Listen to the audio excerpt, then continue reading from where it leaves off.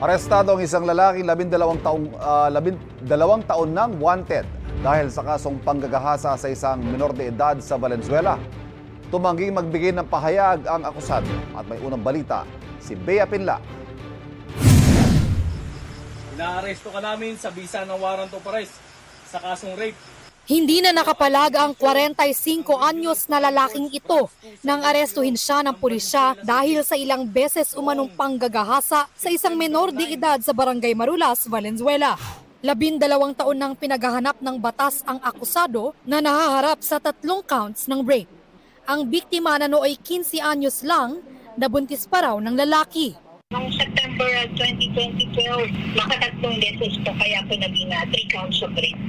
Ayon sa pulisya, dating kapitbahay ng biktima ang akusado na nagtatrabaho bilang construction worker. Mahigit 1 dekada bago siya nahuli matapos siyang ituro ng isang informante.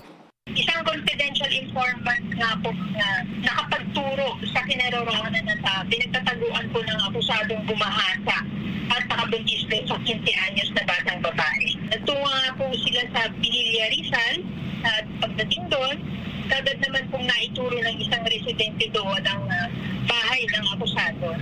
Sinubukan natin kunin ang panig ng lalaki pero No comment, ma'am. Okay lang naman po dito sa nalagyan ko. Maski pa paano, nakakain din naman po ako kahit walang dumadalaw sa akin. nakapiit ngayon sa custodial facility ng Valenzuela City Police ang akusado. Ito ang unang balita, Bea Pinlac para sa GMA Integrated News.